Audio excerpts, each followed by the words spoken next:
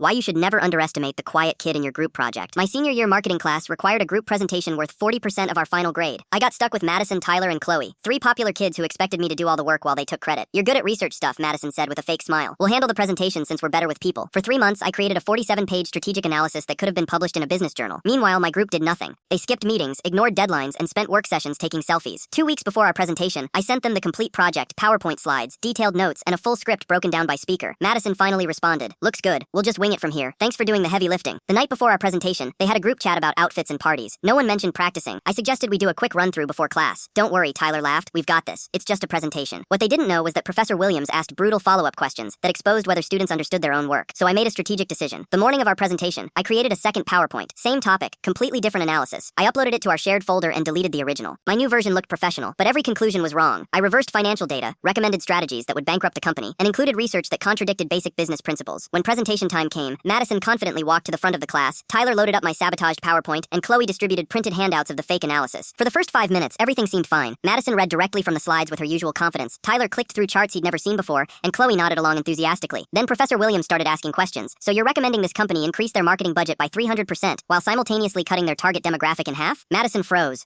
Yes, because market penetration? And this chart shows they should abandon their most profitable product line to focus on a market that doesn't exist? Tyler stared at the screen like it was written in hieroglyphics. That's what our research indicated. Professor Williams looked confused. "Your research suggests customers want to pay more money for fewer features?" Chloe jumped in desperately. "It's innovative thinking?" The class started snickering as my group members tried to defend increasingly absurd recommendations. They had no idea what they were presenting because they'd never bothered to understand the actual project. "According to your financial projections," Professor Williams continued, "this strategy would cost the company $50 million in the first quarter alone. Market disruption requires bold investments," Madison said weakly, clearly just throwing out business buzzwords. After 10 excruciating minutes of watching them crash and burn, Professor Williams called time. "That was certainly creative," he said diplomatically. "I'd like to speak with your group after class." When everyone else left, Professor Williams closed the door. "I'm gonna ask each of you some basic questions about your project," he announced. Starting with the research methodology, Madison, Tyler, and Chloe looked at each other in panic. For 20 minutes, Professor Williams grilled them on concepts they'd never learned. They couldn't explain a single chart, defend any conclusion, or even identify which company we'd analyzed. Finally, he turned to me. "And what about you? Do you have anything to add about your group's research process?" I pulled out my laptop and opened the original presentation, the real one I'd been working on for 3 months. "Actually, Professor Williams, this is the analysis I prepared based on our assigned research. I clicked through slides showing proper methodology, accurate data, and realistic recommendations. I spent the semester creating a comprehensive strategic analysis, but when my group members made it clear they weren't interested in understanding the material, I decided to see what would happen if they presented without actually knowing the content." Professor Williams studied both presentations side by side, then looked at my group members who were sitting there in stunned silence. "So you presented material you'd never seen before, defending conclusions you didn't understand, based on research you didn't conduct?" They had no defense. I got an A. Madison, Tyler, and Chloe got to retake the class next semester. The best part? Word spread about what happened, and suddenly everyone wanted me in their group projects. Turns out people respect you more when they realize you're not someone they can take advantage of.